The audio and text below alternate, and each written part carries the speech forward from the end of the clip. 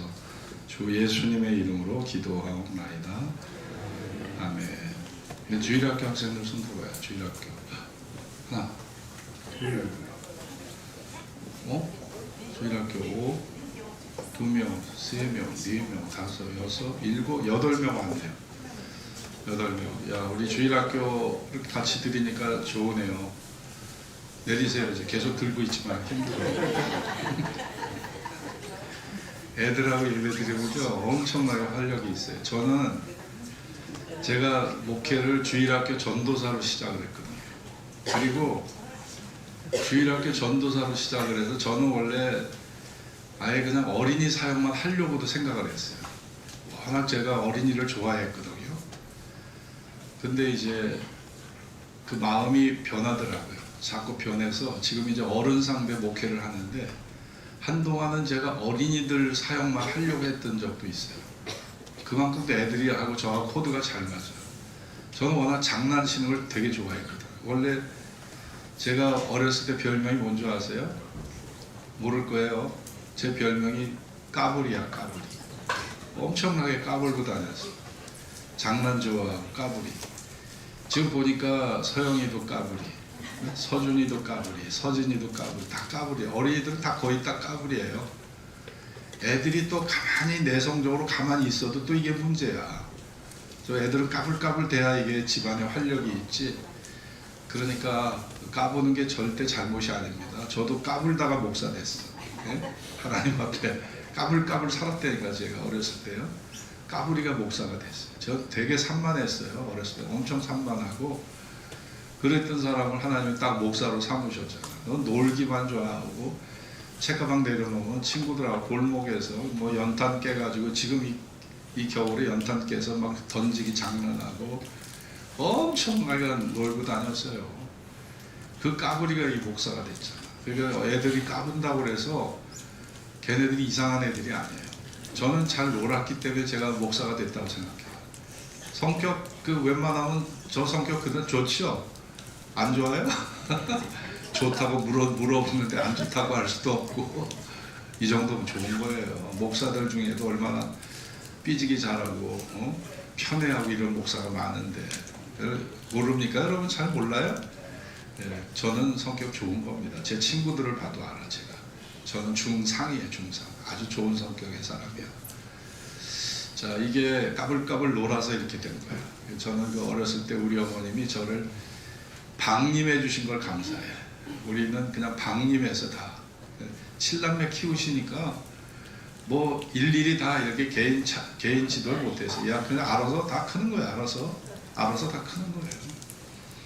그러니까 인왕산도 올라가고 부악산도 올라가고, 효자동 살면서 인왕산 올라가고 부악산 올라가고 중앙청 한 바퀴 돌고, 뭐 애들하고 뭐 안 해본 짓이 없어. 또 얼마나 많이.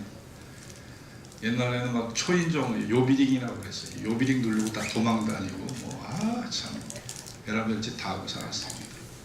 그 까불이가 지금 목사가 돼 있잖아요. 자, 그래서 저는 우리 아이들 뭐 까불까불 되는 거를요, 저는 하나도 뭐 탓하지 않아요. 나도 저렇게 자랐는데. 그러니까 우리 애들 손주들 까부는 거 저 한 번도 야단친 적 없어요. 그대로 내버려 두지. 자, 어느 주일학교 선생님이 하는 아이에게 물었습니다. 너희 속에 너희가 갖고 다니는 성경 속에 뭐가 있는 줄 아니? 이렇게 물어봤더니 한 아이가 저요! 그 대답을 하는 거예요. 뭐야? 그랬더니 이 아이가 뭐라고 했을까요? 네, 성경에는 헌금 봉투하고요, 피자 쿠폰 들어있어요. 엄마 성경에 헌금 봉투하고 피자 쿠폰 들어있대. 그리고요, 누나 성경에 뭐 있는 줄 아세요? 누나 성경에는요, 연애 편지 들어있어요. 딱 얘기하는 거예요. 와. 그래서 선생님이 그래. 그런데 선생님은 그런 뜻이 아니라 성경 속에 쓰여진 성경 내용이 뭐냐고 물어본 거야. 여러분들이 이순신 전기를 읽으면 처음부터 끝까지 다 이순신 장군 얘기만 나오고, 너희가 세종대왕 전기 읽으면 세종대왕 얘기만 나오거든. 그렇듯이 성경은 예수님이 주인공이야. 이해하겠니? 그렇게 선생님이 말씀하신 거예요. 여러분, 성경의 주인공이 누굽니까? 예? 창세기부터 계시록까지 성경의 주인공이 예수님이에요. 그러니까 예수님을 항상 우리가 기준점으로 알고 성경을 읽으면 다 풀어져요. 예수님을 통해서 다 예수님이 다 성경을 푸는 열쇠가 되는 거예요. 그러니까 틀림이 없는 얘기죠. 자, 오늘 보니까 이 이사야라는 선지자가요, 예수님 태어나기 몇 년 전 사람이었을까요? 700년 전 사람이에요. 700년. 여러분, 700년 전 사람이 어떻게 정말 예수님의 탄생을 이렇게 정확하게 맞출 수 있을까요? 그거는 하나님이 그에게 계시의 말씀을 주셨기 때문에 가능했던 거예요. 여기에 보면 한 아기가 우리에게 낳고 한 아기가 낳았다. 또 한 아들을 우리에게 주셨다. 그 어깨에는 정사를 메었다. 정사를 메었고 그 이름은 기묘자라 모사라 전능하신 하나님이라. 자, 여러분, 정사를 메었다는 게 뭘까요? 정사라고 하는 것은 왕권을 얘기합니다. 왕권. 고대 국가는요, 왕권을 상징하는 열쇠를, 큰 열쇠를 어깨에다 메고 다녔어요. 그리고 금사슬을 어깨에다가 메고 다녔어요. 내가 왕이라는 것을 사람들에게 이렇게 드러낸 거예요. 드러낸 겁니다. 그러니까 지난번에 영국의 찰스 3세가 엘리자베스 2세 여왕을 대신해서 즉위식을 하는 것을 제가 그 1시간 30분짜리를 다 봤어요. 다 봤는데 나중에 보니까 그 사람이 이렇게 왕의 제복을 입고 또 성경도 또 손에다 쥐고 성경도 딱 갖고 그리고 지팡이도 딱 갖고 이 성경의 말씀으로 이 백성들을 인도하는 목자로서 왕을 그렇게 나타내더라고요. 그러니까 영국의 왕은 이렇게 성경을 중심해서 백성들을 인도하는 목자다. 큰 목자다. 그래서 지팡이와 그것을 주고 또 칼을 줘요. 칼을 또 들게 해요. 이게 뭘까요? 거짓과 싸우고 부정과 싸우고 부패와 싸우고 악의 세력과 싸우라는 거예요. 그래서 그 찰스 3세에게 칼을 딱 주더라고요. 그러게 거기에 왕의 사명이 그 세 가지의 상징물 속에 다 들어있는 거예요. 성경과 그리고 지팡이와 칼, 이 속에 찰스 3세가 가야 될 길이 다 들어있는 거예요. 그러니까 예수님의 어깨에는 뭐가 있어요? 정사를 메었어요. 왕권을 예수님이 갖고 계셨습니다. 그리고 예수님은 모사는 영어 성경에 보면 이게 카운슬러예요. 예수님은 상담자. 여러분, 기도가 뭐예요? 기도라는 것은요, 예수님에게 내 마음을 드러내놓고 상담을 청하는 거예요. 예수님, 제가 공부를 하고 싶은데 머리가 잘 안 돌아가서 좋은 성적을 제가 받고 싶은데 엄마한테 아빠한테 칭찬받고 싶은데 예수님 도대체 어떻게 해야 됩니까? 제가 키가 좀 작아서 키가 좀 크고 싶은데 예수님 어떻게 해야 됩니까? 제 친구가 나를 갖다가 많이 힘들게 하고 나를 못 살게 하는데 제가 어떻게 해야 됩니까? 여러분, 기도라는 것은요, 예수님에게 상담을 청하는 거예요. 그래서 예수님, 나 이런 문제로 고민하고 있고요, 이런 문제 때문에 제가 밥맛이 없어요. 그러니 좀 날 도와주세요. 저를 도와주세요. 저 지혜가 부족하니까 저에게 지혜를 주세요. 어떤 친구들 저기다 보니까 기도 소원에 레고 사달라고 하더라고요. 레고 사달라고. 여러분, 그것도 하나님 들어주세요. 레고 사달라고 그러면은 여러분이 계속 레고 딱 일어나서도 레고, 잘 때도 레고, 밥 먹을 때도 레고 그래봐요. 그럼 엄마 아빠가 안 사줄 수가 없는 거야. 그러니까 여러분들, 기도의 소원을요 그냥 한번 자기가 적어놓고도 어떤 친구는 잃어버려. 그게 무슨 소원이야? 자기가 적어놓고도 잃어버리는 소원이 무슨 소원이냐고 그게. 그러니까 여러분이 소원을 딱 갖고 있으면 일어나서도 레고, 밥 먹을 때도 레고, 잘 때도 레고 그렇게 해야 돼. 그렇게 할 수 있죠? 할 수 있어요 없어요? 그렇게 하려니까 엄마 아빠를 못 살게 해야 돼. 기도 받는 거 하나님을 못 살게 해야 기도 응답 나옵니다. 여러분 제가 올해 3일 금식을 8번을 했어요. 제가 내가 해결할 수 없는 문제를 가지고 한 번 3일 금식했다고 해서 안 된다고 해서 그냥 제가 포기했다면 아마 문제 해결이 안 됐을 거예요. 그러면 안 되면 그 다음에 또 3일, 안 되면 또 3일 금식. 열을 따지고 보니까 한 달을 금식한 거야. 저는 하나님을 막 못 살게 했어요. 그냥 어린아이들이 레고 사고 싶으면은 눈 뜨자마자 레고, 아침 밥상에서 레고 하듯이 계속 하나님 앞에 내 기도 언제 응답하실 거냐고. 세상의 지점에서도 어려운 일이 있어서 본사 연락하면 본사 직원이 나와서 그 어려움을 수습해주고 그 지점이 살 길을 열어주는데, 하나님, 이 땅의 교회는 천국의 지점이고 하나님께서 본부장님 아니십니까? 그럼 이 지점에서 이렇게 아우성을 치는데 본부장님 팔짱 끼고 가만히 계실 겁니까? 내려오세요. 좀 내려와서 내 기도 좀 들어주세요. 저 이렇게 기도했어요. 제 원래 성격대로 기도하는 거예요. 기도도 기도 응답 안 된다고 그걸로 포기하지 않아요. 기도 응답 받을 때까지 기도하는 거야. 하나님 우리 주의 카운슬러, 상담자가 되시잖아요. 그러니까 있는 문제 그대로 다 맡기고 그렇게 기도했어요. 그러니까 어려움 중에도 하나님의 위로를 주시고 살 길을 열어주시고 제 마음에 희망의 불이 꺼지지 않았어요. 제가 이렇게 낙심하고 좌절하고 절망했다면 아마 저도 올해 제가 죽음을 여러 번 생각했어요. 야, 차라리 죽어버릴까? 너무 모든 게 안 풀리고 힘드니까. 그런데 하나님이 기도하는 저에게 희망의 불길이, 그 희망의 끈을 놓치지 않도록 하나님이 그래도 마음에 희망을 갖게 하시더라고요. 그래서 하나님이 그 금식을 통해서 제 마음에 하나님께서 이렇게 견딜 수 있는 은혜를 주셨구나. 저는 그래서 감사합니다. 저 내년에도 또 금식할 거예요. 제 문제가 해결될 때까지 합니다. 저 해결될 때까지 할 거예요. 여러분, 어린이 여러분, 레고 사고 싶은 사람들 계속 일어나서 레고, 밥 먹을 때 레고 그렇게 하세요. 그럼 레고 나옵니다. 엄마를 못 살게 해야 돼. 아빠를 못 살게 해야 돼. 그래야지 레고가 나오는 거예요. 좋은 거 가르치네 우리 목사님. 참 좋은 거 가르쳐 주신다.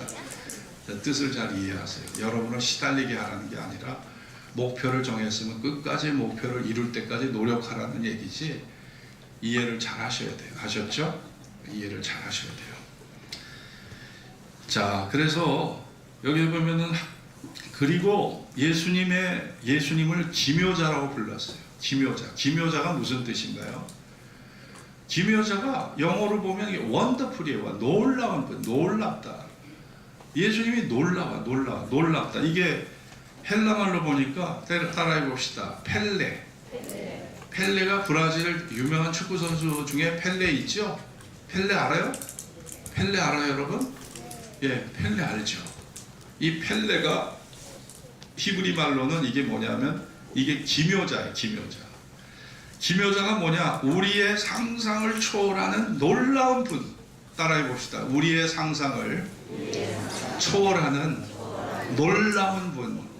네, 예수님은요, 우리의 상상을 초월하는 놀라운 분이에요. 그래서 예수가 펠레 예수예요. 예, 기묘자 예수입니다. 자, 그러니 여러분, 왜 예수님을 기묘자, 우리의 상상을 초월하는 놀라운 분이라고 왜 예수님에게 이름을 그렇게 붙여주셨을까요? 그것은 예수님에 대한 예언이 구약에 300번 이상이 나와요. 정확하게 350번이 나옵니다. 그런데 예수님에 대한 예언이요, 아주 정확하게 다 이루어졌어요. 미가서 5장에 보면 미가 선지자가 예수님 탄생하기 730년 전 사람입니다. 그런데 미가서 5장 2절에 보면 예수님이 베들레헴에서 탄생하실 거라고 예언하셨는데 그것이 그대로 이루어졌잖아요. 요즘에 유튜브를 보면 점쟁이들이 점을 치는 것들이 막 유튜브 동영상에 나와. 그래가지고 뭐 이선균 씨가 1년 전에 점을 치는데 저 사람 마약하네? 1년 전에 이선균이 마약하고 저 사람 너무 자기 믿다가 저렇게 힘들게 사네? 이거를 다 1년 전에 맞추더라고. 점쟁이가. 근데 다행스럽게 그 점쟁이가 죽어버렸어. 자기가 죽을 날은 몰랐던 거야. 여러분, 요즘은 점쟁이들이 점을 쳐가지고 올려가지고 1년 전에 점친 거를 다 올려가지고 자기 점집에 놀러 오라는 거야. 점 보러 오라는 얘기죠. 여러분, 그런데 예수님은요 1년 후에 될 일을 성경이 예언한 게 아니에요. 700년 전의 예언이에요. 예? 700년 후에 되어질 일을 예언한 거예요. 여러분, 이것이 한치의 오차도 없이 들어맞았다면 이 성경 말씀은 인간의 얘기가 아니에요. 이 성경 말씀은 하나님의 말씀인 거예요. 예수님이 베들레헴에 태어나셨죠.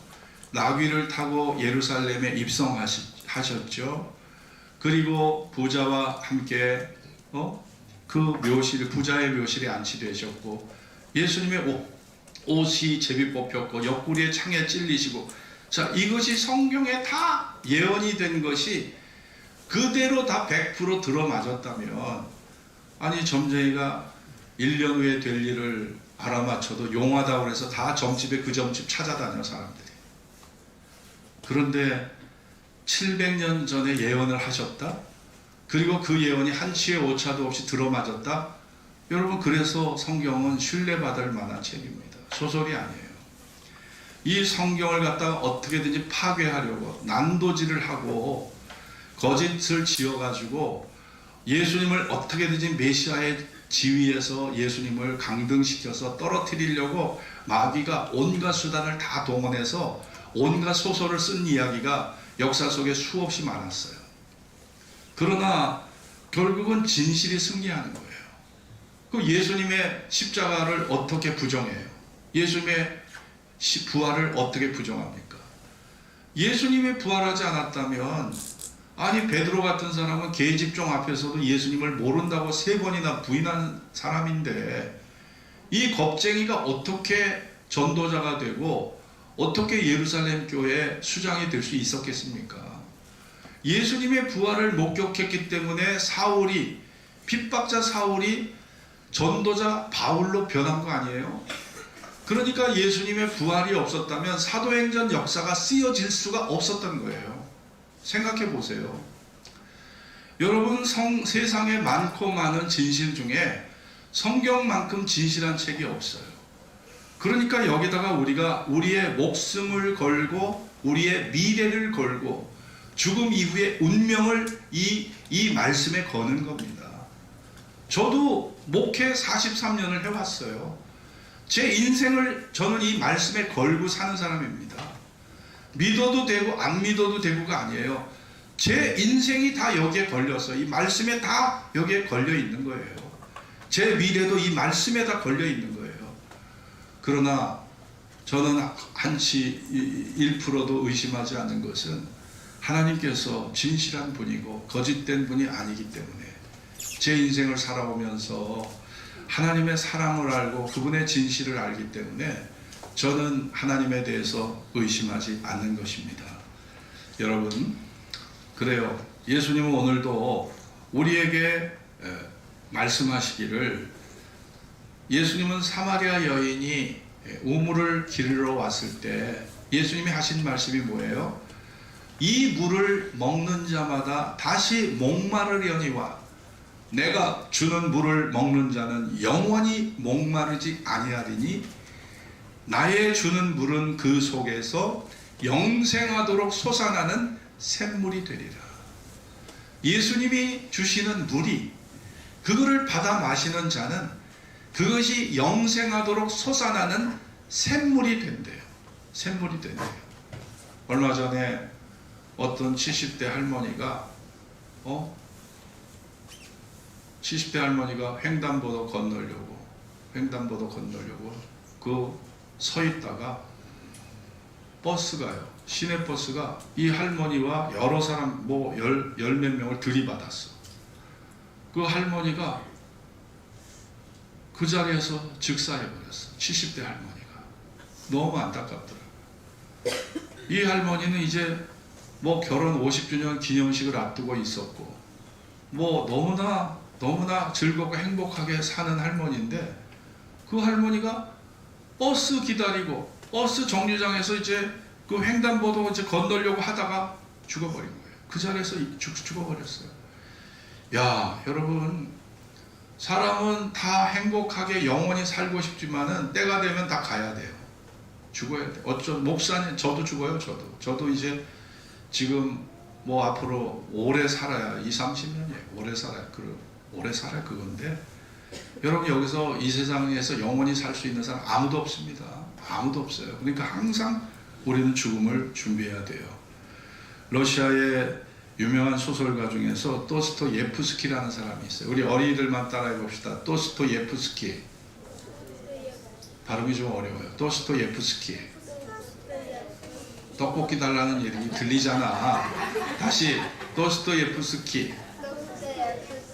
떡볶이 달라는 얘기를 자꾸 들려. 그러지 마요. 다시 도스토예프스키. 뭐야, 떡볶이 해달라는 얘기를 듣네. 이 도스토예프스키가 무신론자. 하나님을 안 믿는 사람을 무신론자라고 하거든요. 근데 도스토예프스키의 어머니가 아주 신앙이 좋았어요. 그런데 남편이 이 술을 먹고 와서 자기 엄마를 막 두드려 패는 거예요. 그러니까 이 엄마가 그 남편의 학대에 못 이겨서 밥을 막 굶기도 하고, 밥맛이 있겠어요? 남편한테 두드려 맞는 엄마가. 그러다가 영양실조가 걸리고 폐결핵이 걸려서 죽어버렸어. 그리고 폭군 같은 그 알코올 중독자 아버지는 농민들을 학대하다가 농민들의 손에 의해서 비참하게 살해가 된 거예요. 이 도스토예프스키의 어린 시절이요, 정말 처참했어요. 아주 불행했어요. 지금 주일학교, 우리 창현의 주일학교 다니는 우리 학생들은요, 되게 행복한 거예요. 어제도 보니까 선물 보따리 그냥 어마어마하게 받아서 챙기고 다니잖아. 도스토예프스키는 선물이 어딨어, 과자 선물이. 엿 하나도 먹질 못했어요, 도스토예프스키는요. 자, 아버지가 농민들에게 처참하게 살해되는 것을 이 도스토예프스키가 보면서 그 어린 시절, 이제 16살 나이에 도스토예프스키가 너무 충격을 받아갖고 평생 간질병을 앓게 돼요. 누가요? 도스토예프스키가 간질병 환자가 된 거예요. 이게 사람이 너무 충격을 받으면 이 간질병 환자가 되는 거예요. 그래서 여러분이 TV 보거나 영화 볼 때 너무 충격적인 건 피해줘야 됩니다. 정신건강에 결코 좋지가 않아요. 도스토예프스키가 그 충격적인 아버지가 죽는 모습을 보고 간질병 환자가 된 거예요. 학교 생활을 하는데 학교 학생들이 자기를 따돌려 왕따를 시키는 거예요. 그러니까 늘 우울해. 혼자 고립형 은둔형으로 사는 거예요. 그러다 보니까 공부는 취미가 없어서 낙제를 했어요. 청년 시절에는 기독교를 권력에 기생하는 종교, 좀 어려운 말인데, 권력에 기생한다. 권력과 타협하는 그런 무능하고 부패한 종교로만 이해를 했어요. 그러다가 사회주의 사상에 이 사람이 오염이 돼가지고 비밀 조직을 가담했다가 러시아 황실에 체포돼서 총살형을 받게 됩니다. 그러니까 28살 나이에 사형대에 묶여서 마지막 생을 마감하게 된 거예요. 그래서 이 사람이 사형대에 이제 눈을 갖다가 이제 이렇게 헝겊으로 묶고, 이게 그 기둥에 이렇게 딱 서 있는 거예요. 이제 저 앞에 총알을 든 그 사람들이 사형을 집행하는 집행관들 3명이서 총을 겨누고 있어요. 이 총을 발사하려고 하는데 어떤 한 병사가 흰 속옷을 들고 중지 중지 중지 막 이러고 달려온 거예요. 도스토예프스키의 사형을 중지하라는 거예요. 야, 그래서 5분만 늦었어도 방아쇠가 당겨졌고 도스토예프스키는 그 자리에서 총살로 죽어버린 거예요. 그런데 황제가 특사를 내렸는데 어떻게 특사를 내렸냐면 사형 대신에 이 사람의 죄는 그렇게 그다지 중죄가 아니기 때문에 시베리아 유형을 보낸 거예요. 그래서 그 시베리아 추운 곳, 그 시베리아는 러시아 아주 북쪽 땅입니다. 그쪽으로 이 사람이 유배를 가게 됐어요. 추운 영하 20도 30도 내려가는 그 추운 지방으로 가서 거기서 흉악한 죄수들, 살인, 강도, 성폭행범들과 4년 동안 거기서 유배 생활을 합니다. 그런데 시베리아로 가는 간이역에서 어떤 부인이 작은 책 한 권을 도스토예프스키에게 청년, 이 책 꼭 읽어봐요. 이 책 꼭 읽어봐요. 그러면서 도스토예프스키에게 이 어느 한 그 부인이 책 한 권을 다 건네줘요. 그래갖고 이 사람이 그 책을 들여다봤는데 이것이 신약 성경이었어요. 도스토예프스키는 이 책이 자기의 운명을 바꿔줄 거라고는 생각을 못했어. 그리고 그 시베리아 유형을 당하면서 4년 동안 이 성경을 아주 열심히 읽었어요. 소중히 품에 이거를 품고 다니면서 열심히 읽었어요. 고통스러울 때도, 배가 고플 때도, 열병이 났을 때도 성경을 읽었어요. 그런데 그 작은 성경 속에서 하나님의 음성이 들려지기 시작했어요. 예수님의 음성이 들려지기 시작했어요. 그러면서 그는 나중에 이런 말을 남깁니다. 누가 내게 그리스도가 진리가 아니라고 증명하더라도 나는 그리스도와 함께 살고 싶다. 나는 예수와 함께 살고 싶다. 도스토예프스키가 그 신약 성경을 읽으면서 얼마나 그 말씀에 반했는지, 세상의 모든 사람이 그리스도가 진리가 아니라고 말해도 나는 그리스도와 함께 있고 싶고 나는 그분과 함께 살고 싶다고 도스토예프스키가 그렇게 고백을 해요. 4년간 유배 생활을 마치고 돌아온 이 도스토예프스키는 자기의 체험을 주옥 같은 소설을 씁니다. 그것이 바로 죽음의 집, 까라마조프의 형제들, 죄와 벌, 이런 수많은 불후의 명작을 남긴 거예요. 누가요? 떡볶이집 아저씨? 다시 해봅시다. 도스토예프스키. 아니, 우리 주일학교만 하시라니까. 주일학교만 해보세요. 시작. 아니, 떡볶이 해달라고 들리잖아. 다시 해봐. 시작. 아, 그래. 조금 낫다. 자, 여러분은 마음의 증오를 품고 살았던, 교회를 혐오했던 외톨이 청년이 우울하고 불행한 간질병 환자였던 그가 예수를 만나 회개함으로 위대한 문학가가 됐어요. 위대한 작가로 바로 그 인생이 변화됐어요. 그래서 우리가 예수님을 기묘자라고 부르는 거예요.